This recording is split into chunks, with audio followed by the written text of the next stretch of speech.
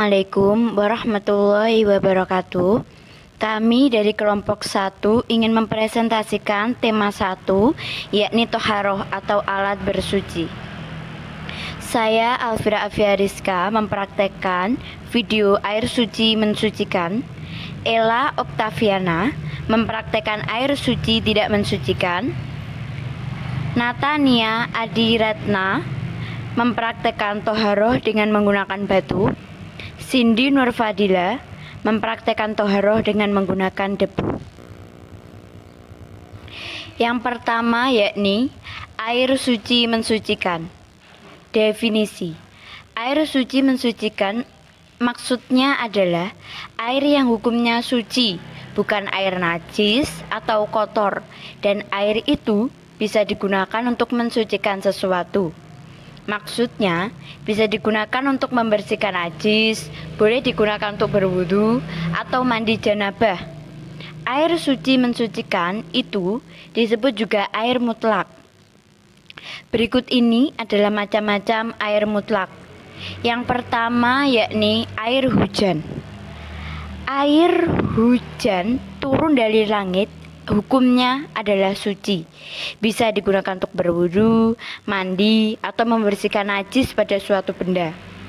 Meskipun di zaman sekarang ini hujan sudah banyak tercemar dan mengandung asam yang tinggi, namun hukumnya tidak berubah.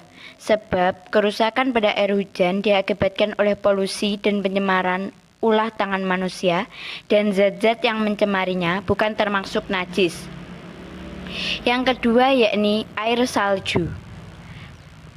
Salju sebenarnya hampir sama dengan hujan, yaitu sama-sama air yang turun dari langit. Hanya saja kondisi suhu udara yang datang menjadi butir-butir salju yang intinya adalah udara juga namun jatuh sebagai salju. Hukumnya tentu saja sama dengan hukum air hujan karena proses yang mirip dengan kondisi tertentu. Seorang muslim bisa menggunakan salju yang turun dari langit atau salju yang sudah ada, baik untuk berwudu, bersuci, mandi, atau lainnya.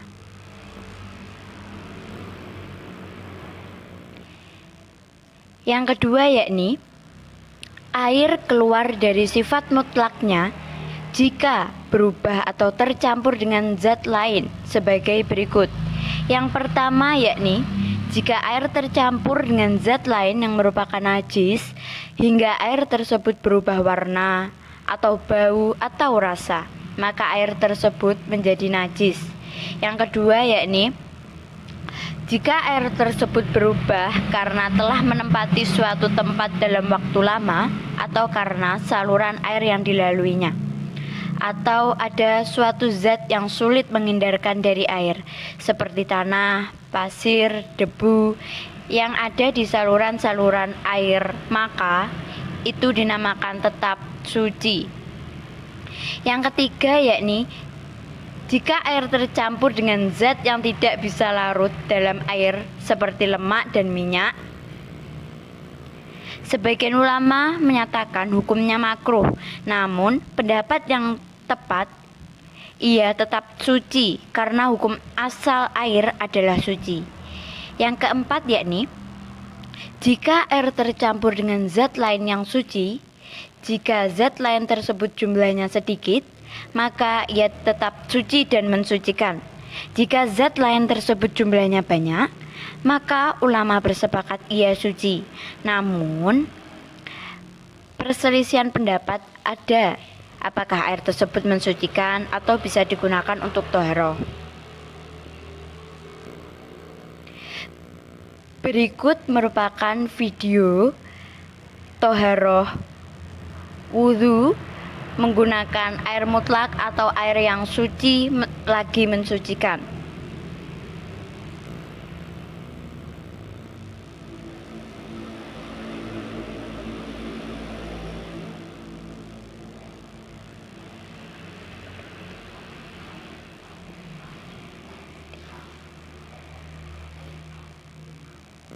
Nawaitul wudu'a li raf'il hukmil hadatsil asgori fardhan lillahi ta'ala.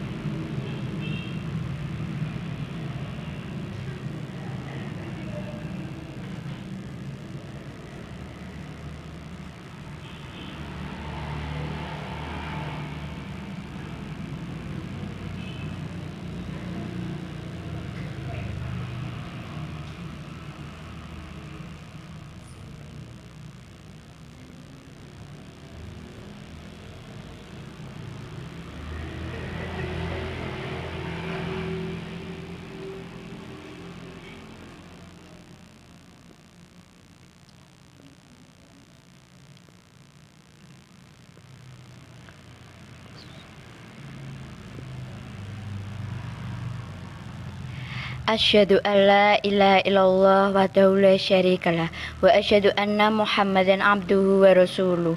Allahumma ja'alni minat tawwabin wa ja'alni minal mutatahhirin wa ja'alni min ibadikas sholihin. Subhanaka Allah wa bihamdika asyhadu an la ilaha illa anta astaghfiruka wa atubu ilaik.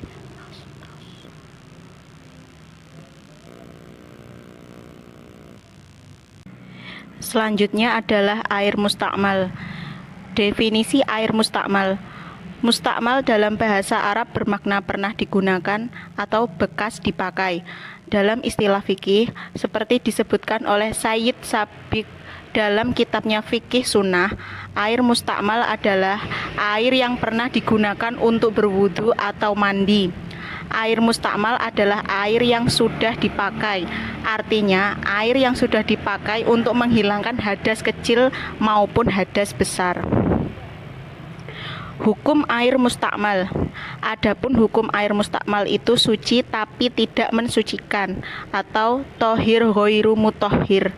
Syekh Zainuddin Al-Malibari dalam kitabnya Fath Al-Mu'in memperjelas istilah tohir ghairu mutahhir ini dengan mengatakan bahwa air mustakmal tidak bisa digunakan untuk bersuci, baik yang hukumnya wajib seperti wudhu sebagai syarat sah sholat, atau yang hukumnya sunnah seperti mandi sunnah sholat Idul Fitri atau mandi untuk menghadiri sholat Jumat. Air dapat dikatakan mustakmal apabila mencakup 4 hal. 1. Volume air sedikit atau kurang dari 2 kullah. 2. Sudah pernah digunakan dalam rukun atau anggota wajib bersuci. Ketiga, sudah terpisah dari anggota wudhu atau mandi. 4. Tidak ada niat menciduk atau iktiraf ketika memasukkan tangan ke dalam wadah air ataupun ketika anggota tubuh menyentuh air.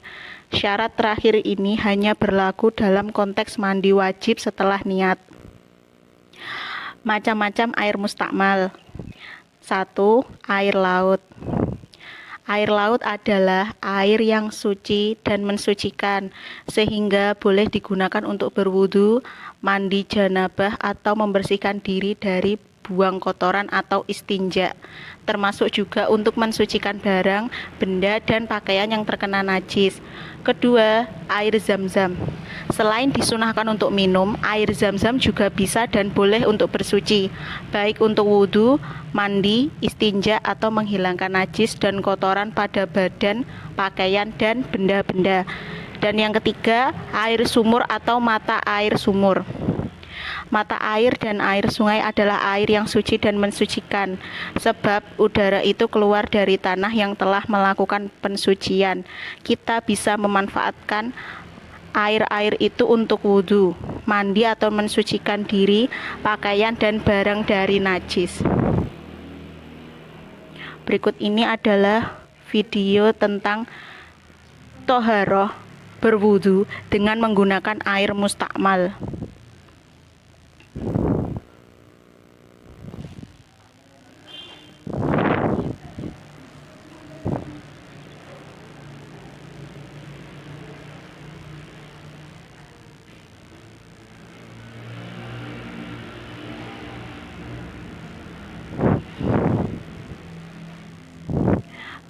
Bismillahirrohmanirrohim. Nawaitul wudu'a li raf'il hadasil asghoril fardhu lillahi ta'ala.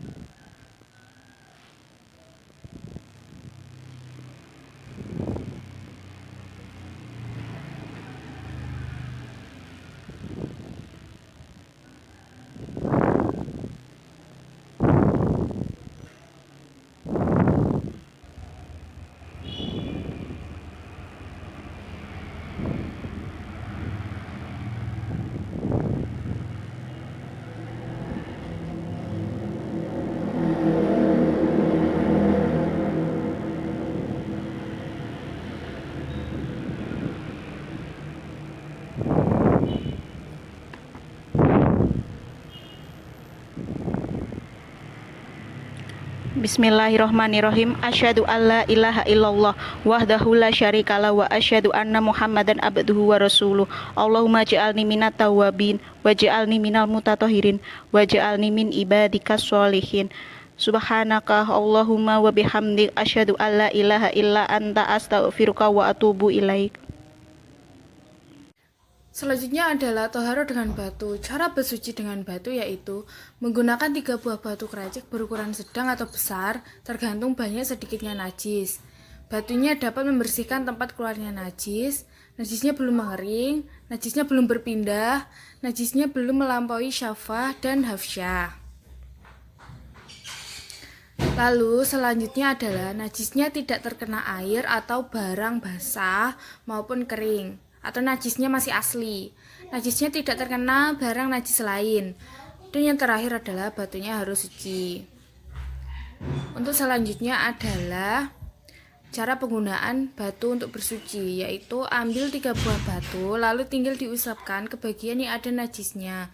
Diusapkan hingga najisnya hilang. Jika najisnya terlampaui banyak, maka untuk bersucinya wajib menggunakan air, tidak boleh hanya dengan batu saja. Berikut adalah penjelasan. Assalamualaikum warahmatullahi wabarakatuh. Di sini saya akan menjelaskan bagaimana tata cara toharoh atau bersuci menggunakan batu. Untuk syarat-syaratnya sebagai berikut. Yang pertama, menggunakan 3 buah batu atau 1 batu menggunakan 3 buah sisi dari batu tersebut. Nah, untuk batu yang digunakan adalah batu yang seperti ini. Di sini saya memakai batu kerikil yang memiliki 3 buah sisi, depan, belakang, samping. Pokoknya memiliki 3 buah sisi. Kalau mau menggunakan batu yang lain itu bisa. Biasanya itu menggunakan batu keracik yang seperti ini tapi ukurannya lebih besar.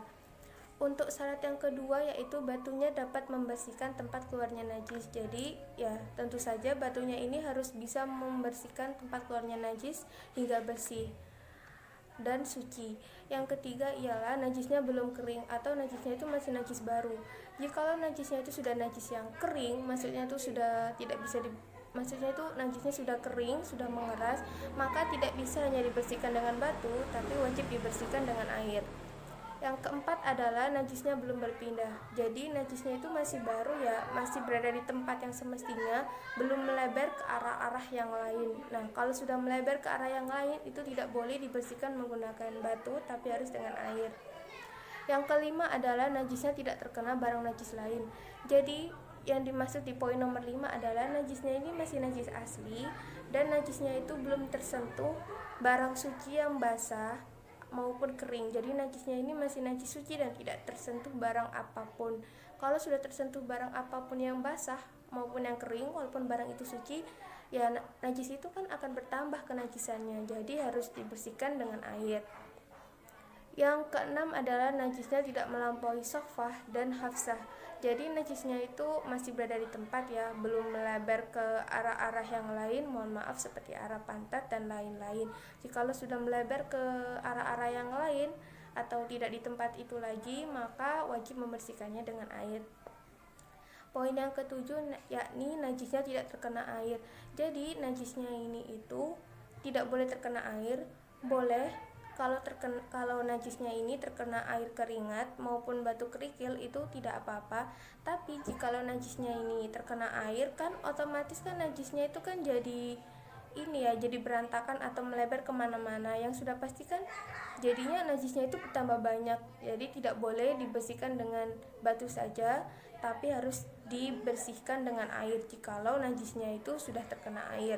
Tapi jikalau najisnya itu belum terkena air, boleh dibersihkan dengan batu. Yang ke-8 adalah batu digunakannya itu harus suci. Jadi ya tentu saja ya, kalau mau bersuci itu barang yang digunakan untuk bersuci itu harus suci, maksudnya itu belum terkena kotoran-kotoran hewan ataupun yang lain. Untuk cara bersucinya itu kurang lebih seperti ini ya. Jadi ini saya peragakan di tangan saja. Jadi ini misalnya kalau mau memakai satu buah batu dengan 3 sisi. Jadi bersucinya seperti ini, diusap-usapkan saja. Kalau bagian ini sudah kotor, pindah ke bagian yang sisi atau sisi satunya lagi. Kalau sisi yang ini sudah kotor, pindah ke sisi yang satunya lagi. Atau menggunakan 3 buah batu seperti ini. Jadi pembersihannya seperti ini atau bersucinya seperti ini. Setelah yang ini sudah, memakai batu yang lain dan seterusnya. Begitu juga kalau dengan 3 buah batu kerikil ini masih belum mensucikan, maka boleh batunya itu ditambah, asalkan angka atau jumlah penambahannya itu harus ganjil ya, karena yang saya baca di beberapa sumber itu disunahkannya itu batunya angkanya harus ganjil. Jadi misalnya 3 batu belum bisa mensucikan atau belum bisa membersihkan, ditambah lagi bisa jadi 5 batu untuk mensucikan. Kalau 5 belum cukup, bisa menjadi 7, 11 dan seterusnya, asalkan angka itu ganjil. Jadi sekian kurang lebih cara bertoharoh atau bersuci menggunakan batu. Kurang lebihnya saya mohon maaf jika ada yang kurang dan salah dalam penjelasan saya. Assalamualaikum warahmatullahi wabarakatuh. Yang selanjutnya adalah bersuci dengan debu atau tayamum. Tayamum berarti sengaja. Sedangkan menurut istilah, tayamum berarti beribadah kepada Allah Subhanahu wa taala, yang secara sengaja menggunakan debu yang bersih dan suci untuk mengusap wajah dan tangan dibarengi dengan niat menghilangkan hadas bagi orang yang tidak mendapati air atau tidak bisa menggunakannya. Yang selanjutnya adalah tata cara tayamum. Yang pertama adalah siapkan tanah berdebu atau debu yang bersih. 2. Menghadap kiblat. 3. Tangan masih diletakkan di tembok atau debu, lalu ucapkan bismillah dan niat. Yang keempat adalah usapkan kedua telapak tangan pada seluruh wajah. Yang kelima, usapkan telapak tangan kiri ke punggung lengan kanan sampai ke bagian siku. Lalu balikkan telapak tangan kiri tersebut ke bagian dalam lengan kanan. Kemudian usapkan hingga ke bagian pergelangan. Yang terakhir adalah syarat tayamum. Syarat tayamum yang pertama adalah ada uzur karena sakit atau bepergian. Yang kedua, sudah masuk waktu sholat. Yang ketiga,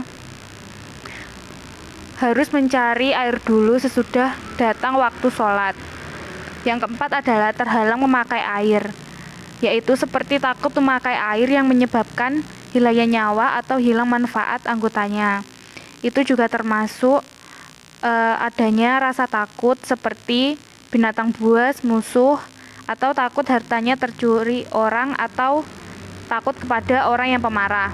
Dan yang terakhir adalah harus dengan debu yang suci, tidak boleh dibasahi.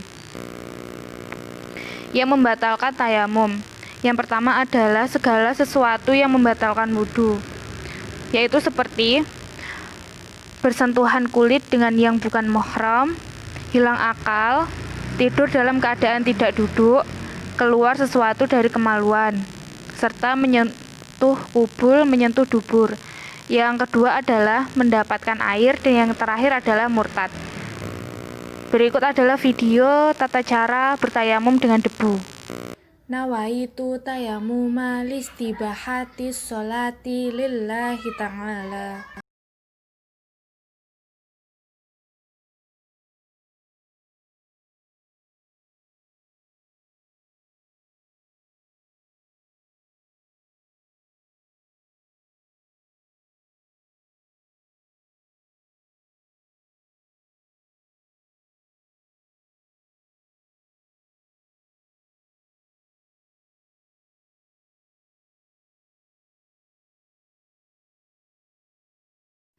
Ashhadu an la ilaha illallah wahdahu la syarikalah wa ashhadu anna Muhammadan abduhu wa rasuluh. Allahumma ja'alni minat tawwabina wa ja'alni minal muttatahhirina wa ja'alni min ibadika sholihin. Subhanakallahumma wa bihamdik ashhadu an la ilaha illa anta astaghfiruka wa atubu ilaik.